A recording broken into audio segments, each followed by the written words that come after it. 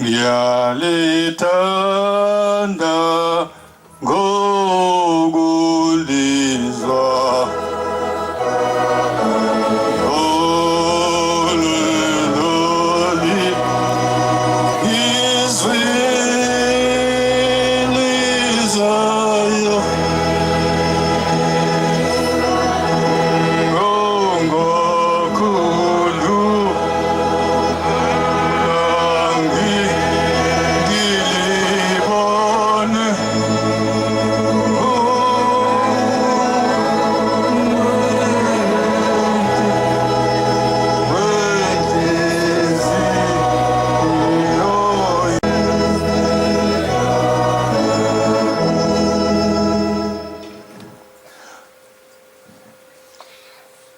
Nkosi yamakhosi,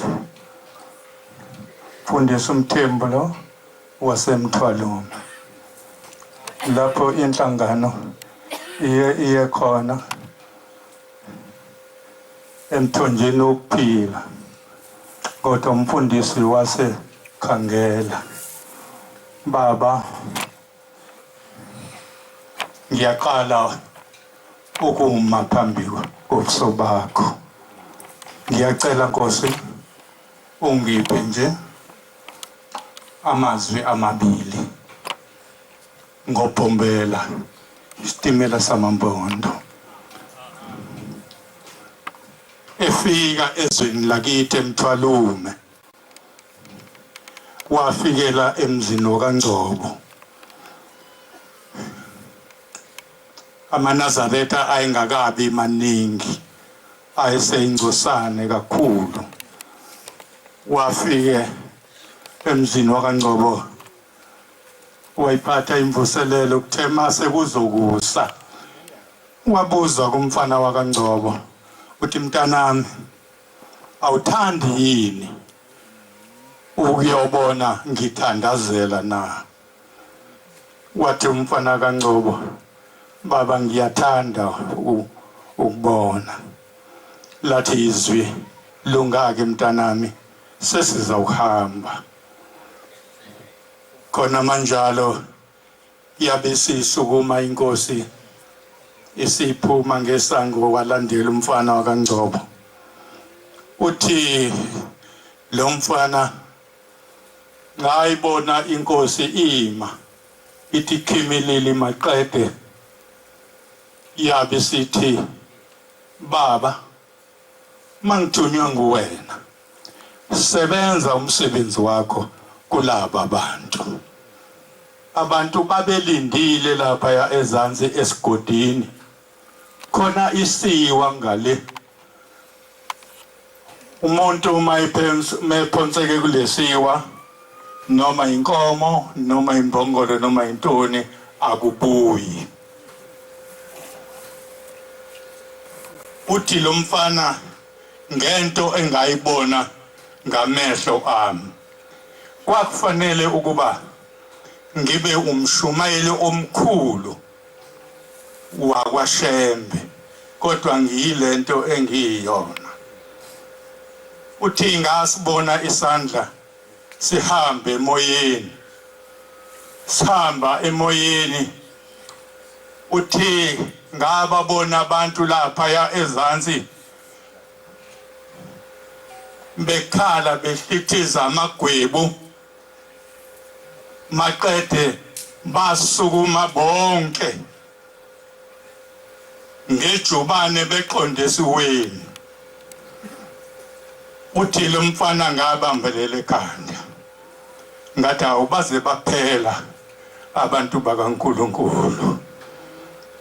Uthi ngasibona isandla sinqaka emoyeni,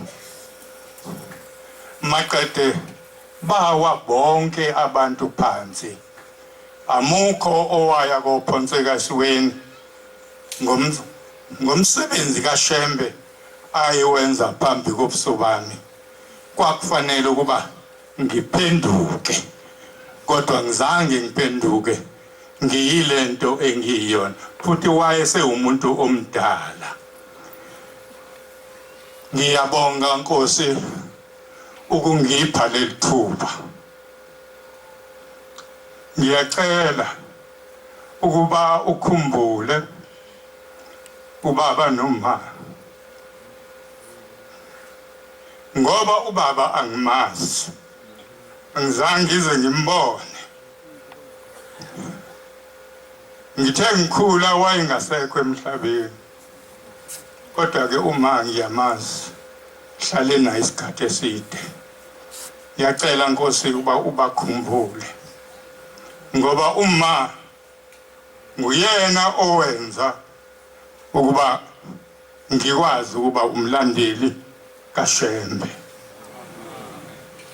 Ngiyacela Nkosi yamakhosi, engathi ungaba eManazaretheni athandane, abe umuntu munye, abe njengebumba elikasemende.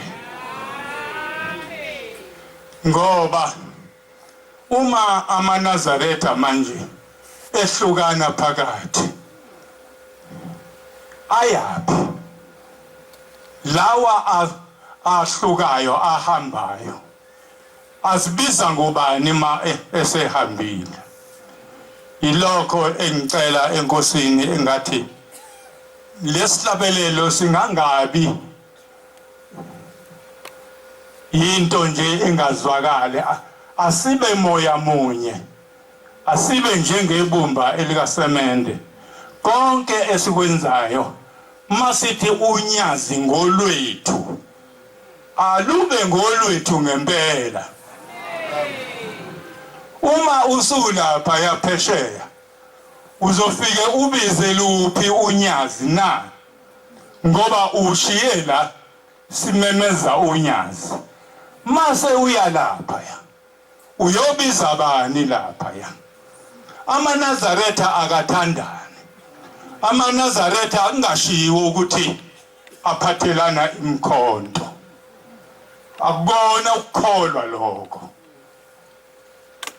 Ngiyacela uNkulunkulu angisize, angiphe izeluleko ezinhle. Niyambona lo muntu ogoqile phambi kwenu, uyena owabumba ibandla laseThonjeni Wokuphila, la niye khona eMthwalume. UNazaretha nje lapha ya eMthwalume bafika lo mfundisi esewumshumayeli, ngiphendulwe inyanga yezulu, iyona eyangigcoba ngingazelele lutho. Ngangithi mina ngizoba umphathi nje ka-23, kanti mina ngizobekwa ngibe umshumayeli. Ngiyacela nomshumayeli owayekhona waphazamiseka, mezwa ngimenyezwa kuthiwa ngumshumayeli ethempelini laseMsimbazi. Ngangisesemsimbazi ngaleso sikhathi. Kumhlophe kunjeyana lapha ya eMthwalume, ingoba ngashiya eMsimbazi ngaya lapha ya eMthwalume, ngafike ngaba nomona, ngibona izinkonzo ziziningi kodwa amaNazaretha engekho. Shembe angene kimi ngoba namhlanje ngisashumayela, ngisenawo lo mona ukuthi amaNazaretha akaphenduke umhlaba wonke. Amen. Zingayeka izimpi lezi ezikhona uma singase sibe amaNazaretha angoqobo, singabi amaNazarethana. Nkosi yamakhosi, ngiyayideda indawo. Inkosi ibusise nikuzwile.